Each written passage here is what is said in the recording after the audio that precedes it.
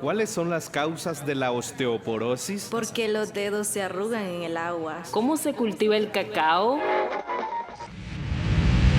Presentamos Oigamos la Respuesta, el podcast de preguntas y respuestas del Instituto Centroamericano de Extensión de la Cultura, ICQ.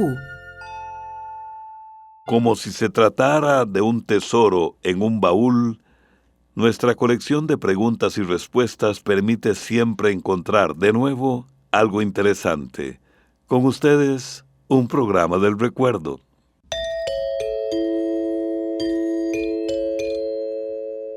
El señor Víctor Beita Carvajal nos llamó por teléfono de Pérez Celedón, Costa Rica, y nos pregunta lo siguiente: ¿a quién pertenece la frase "si hay gloria, no hay paga"?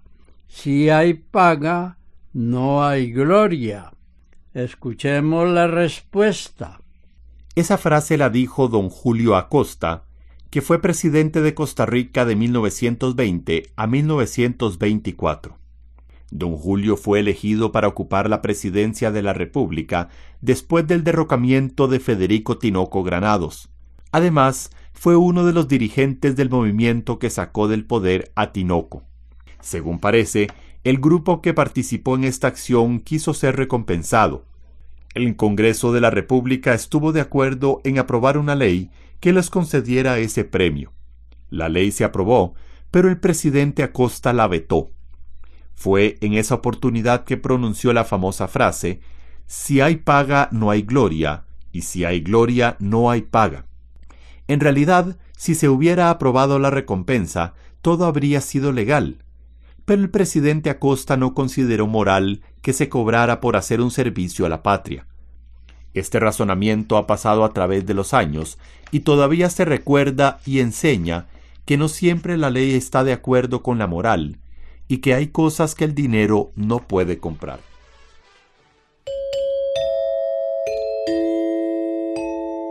El señor Fanor Gutiérrez Castro nos envió un correo electrónico desde Managua, Nicaragua, y nos preguntó lo siguiente: necesito saber cómo se pueden eliminar los zancudos.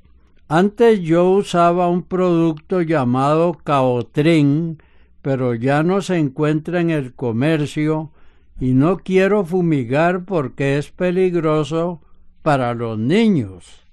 Oigamos la respuesta. Los zancudos son insectos que, además de molestos, pueden transmitir peligrosas enfermedades, entre ellas el dengue. Las larvas de zancudos se desarrollan en aguas estancadas, por eso conviene revisar los alrededores de la casa y eliminar todos aquellos recipientes donde pueda empozarse el agua, como macetas, botellas, llantas, floreros con agua, tinajas, latas y otras cosas parecidas. Para evitar que estos insectos entren en la casa, se aconseja poner sedazo en las puertas y ventanas. También se pueden usar repelentes naturales, hechos con los aceites de ciertas plantas que tienen un aroma que aleja a los zancudos. Entre ellos están la citronela, la albahaca, el eucalipto, la menta, el romero o el geranio. Se puede poner unas gotas de alguno de estos aceites en un poquito de agua en un quemador, que es un aparatito de cerámica al que se le coloca una velita por debajo. Al prenderla, el calor va evaporando el agua con el aceite y el olor que despide actúa como repelente. Otro remedio natural recomienda hervir unas 3 hojas de laurel en 1 litro de agua. Una vez fría, de esa agua se pone en un atomizador y se rocía en las paredes y rincones de la casa donde aparecen estos insectos. Este líquido también puede untarse sobre la piel. Por último, para alejar a los zancudos también puede usarse productos comerciales, como las espirales o los repelentes en spray. El producto que usted menciona, Caotrin, es fabricado por la casa Bayer de Alemania y está hecho con unas sustancias químicas llamadas piretroides, que sirven como insecticida para el control de los zancudos y otros insectos. Están escuchando y disfrutando un programa del recuerdo. ¿Quién inventó el concreto que se usa para hacer tapias, aceras y edificios? Esta pregunta nos la hizo el señor Rommel Araya Martínez, que nos llamó por teléfono de San José, Costa Rica. Oigamos la respuesta. Es difícil decir quiénes inventaron el concreto, ya que desde tiempos muy remotos, los pueblos de distintas partes del mundo usaron este material en sus construcciones. Por ejemplo, se sabe que hace más de 5.000 años, los egipcios usaron una mezcla de arena, arcilla, piedra caliza y otros minerales para pegar las inmensas piedras de las pirámides. Los romanos utilizaron tierras o cenizas volcánicas revueltas con piedra caliza y con este material construyeron caminos, acueductos, balnearios, teatros y unos de sus edificios más famosos, el Coliseo romano. Nuestros antepasados indígenas usaron una argamasa que también les dio muy buen resultado. Con ese material unieron las piedras de las pirámides de Teotihuacán en México, Tikal en Guatemala y tantas otras que todavía se mantienen en pie. Con el paso del tiempo se fueron inventando nuevas mezclas de concreto. Finalmente, en el año 1824, un albañil de Inglaterra llamado Joseph Aspdin fabricó un cemento parecido al que conocemos hoy en día, usando cal, yeso y arcilla. Se le llamó cemento Portland, debido a su parecido con la piedra que había en ese lugar de Inglaterra, que era muy utilizada en construcción. Desde entonces, se considera al señor Aspdin como el inventor del cemento moderno. Para fabricar cemento se usa cal, yeso y arcillas especiales. Todos estos materiales se secan en grandes hornos, luego se muelen hasta convertirlos en polvo y se mezclan. La cal y las arcillas se usan en mayor cantidad y el yeso en cantidades pequeñas. El concreto es la mezcla de cemento con piedra, arena y agua que una vez que se seca forma un material tan duro como la piedra. El concreto, conocido también como hormigón, es un material muy utilizado por los ingenieros porque es resistente, barato y se puede moldear de distintas maneras. Un amigo oyente nos escribe de San José, Costa Rica, y nos consulta lo siguiente. Me dicen que para evitar que la papa y otros tubérculos parecidos nos engorden, hay que comerlos fríos, ya que el almidón está cristalizado. ¿Es cierto esto? Oigamos la respuesta. Tal y como usted lo dice, la papa, el camote, la yuca, el ñampí, el tiquisque y otros tubérculos o raíces son alimentos que contienen mucho almidón. Este almidón es una sustancia harinosa que le da energía al organismo, pero si estos alimentos se comen en grandes cantidades y además no hacemos suficiente ejercicio, nos van a engordar igual, tanto si se comen fríos como calientes.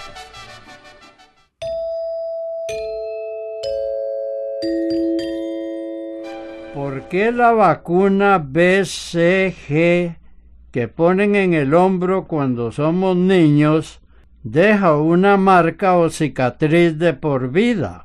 Esta pregunta nos la hizo un amigo oyente que nos escribe de San José, Costa Rica.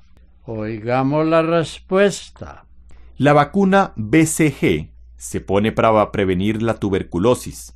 Tal y como usted lo dice, esta vacuna se pone una sola vez en la parte superior del brazo de los recién nacidos.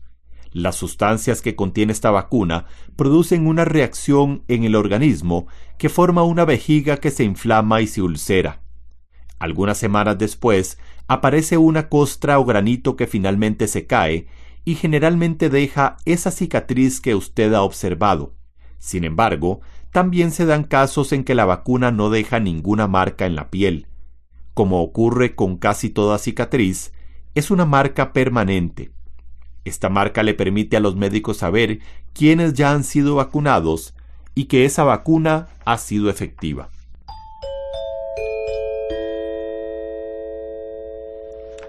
¿Qué es el cuarzo y para qué sirve?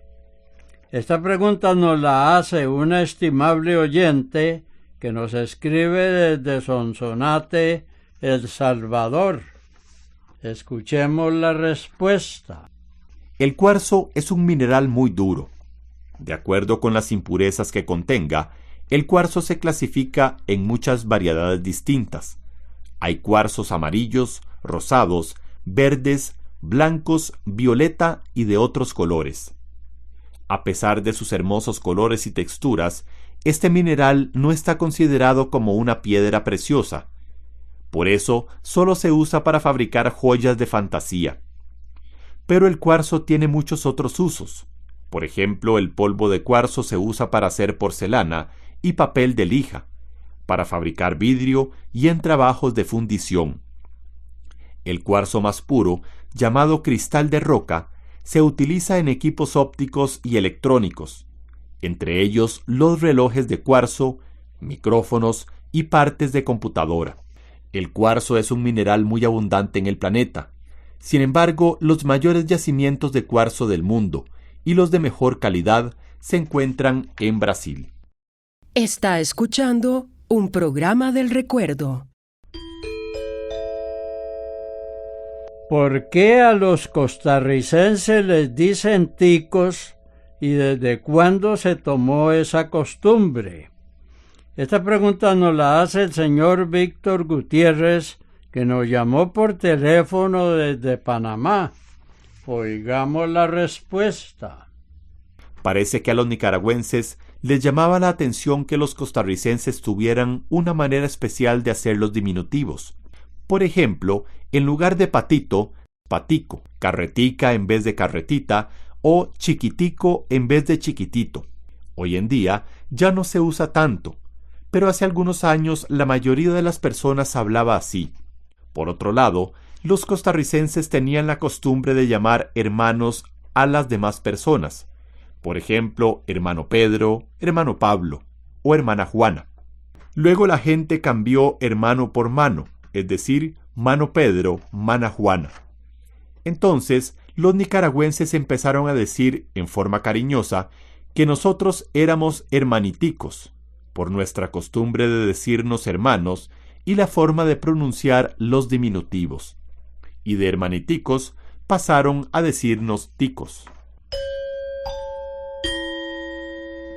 ¿Cómo se puede quitar el olor de los alimentos, por ejemplo, pescado de un horno de microondas? Esta consulta nos la hace una estimable oyente que nos escribe de Punta Arenas, Costa Rica. Escuchemos la respuesta. Lo primero que recomiendan los fabricantes de microondas es no usar productos muy fuertes para limpiar el interior de estos aparatos. Una manera muy sencilla de limpiar y quitar malos olores del horno de microondas es colocar en su interior una taza de agua con un poco de jugo de limón, vinagre o bicarbonato. Luego se pone a calentar a potencia máxima hasta que el agua hierva y comience a salir vapor. Después hay que esperar a que se enfríe un poco el agua antes de abrir la puerta. Luego se saca la taza y se pasa una esponja o trapo por las paredes del horno.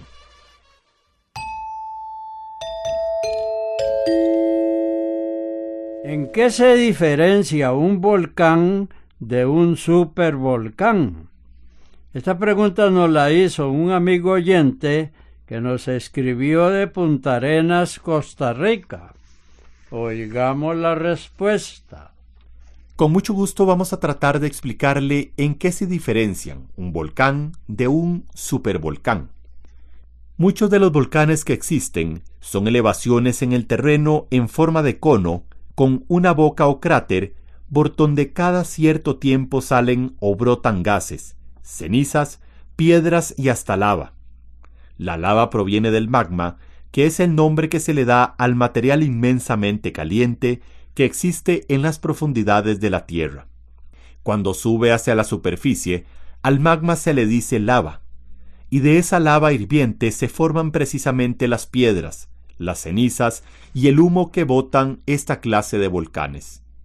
Pero aparte de estos volcanes, Según dicen los científicos, hay otra clase de volcanes a los que llaman supervolcanes, que no tienen forma de cono. El terreno donde se encuentran es más bien plano y es difícil sospechar que allí debajo hay como una gran caldera, donde se va acumulando una enorme cantidad de magma. En cierto momento, esa caldera se llena y el magma busca salir a la superficie convertido en lava, rompiendo la tierra. Entonces, el supervolcán estalla en una tremenda explosión que lanza grandes cantidades de materiales hirvientes. La gigantesca explosión lanza miles de toneladas de gases, piedras, ceniza y humo al aire. Es tan grande la cantidad de cenizas, gases y humo que se forman, que los cielos de grandes zonas del planeta se oscurecen y se llegan a oscurecer durante tantos días que pueden producir cambios en el clima mundial. Esta clase de volcanes han producido grandes catástrofes en el pasado. La última de estas erupciones ocurrió hace unos 12.000 años. Muchos científicos creen que actualmente todos los supervolcanes están inactivos. Sin embargo, no dejan de vigilar ciertas zonas, entre ellas el Parque Natural de Yellowstone en Estados Unidos, donde se cree que hay uno de estos supervolcanes bajo tierra.